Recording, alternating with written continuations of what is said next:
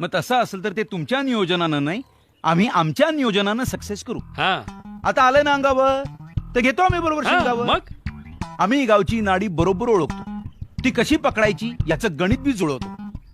तुम्ही फक्त मध्ये बोलायचं नाही. हा. गावातल्या साक्षरांनाच निरक्षर म्हणून परीक्षेला बसवलं. अहो पण हे कसं शक्य आहे? नवसाक्षरांची परीक्षा द्यायला 100-125 बायका न 5-25 पुरुष गावात मिळणार कुठून?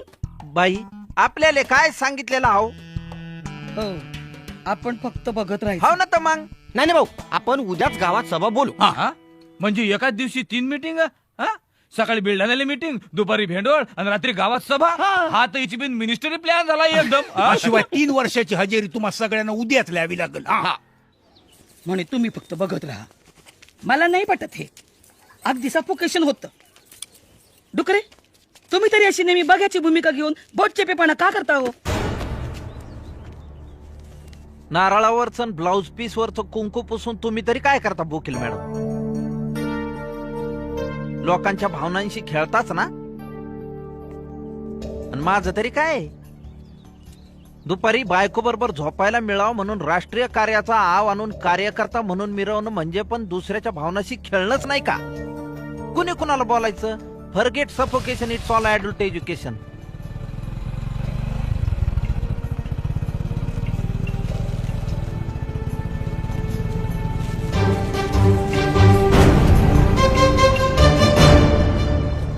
नमस्कार. बसा बसा बसा. माफ करा उशीर झाला. सॉरी. बसून घ्या.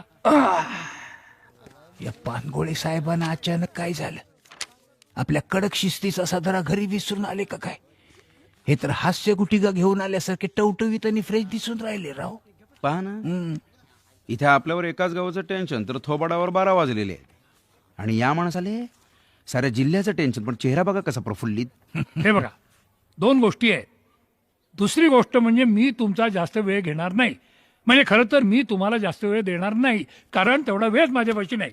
आणि पहिली गोष्ट म्हणजे मी तुम्हाला कशासाठी इथं बोलवलंय वगैरे सांगण्यात काही अर्थ नाही, कारण ते तुम्हाला माहीतच आहे. आणि मीच बोलवलं असल्यामुळे मला ते माहीत नसण्याचा प्रश्नच उद्भवत नाही.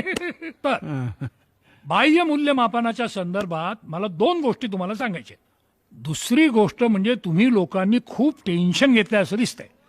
तर पहिली गोष्ट म्हणजे हे टेन्शन तुम्ही डोक्यातून काढून टाका. भाऊ, याच्या पहिल्या आणि दुसऱ्या गोष्टीत काहीतरी गडबड होऊन राहिली. असते एकाची स्टाईल.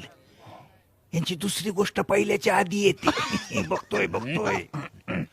तर बाह्य मूल्यमापन समिती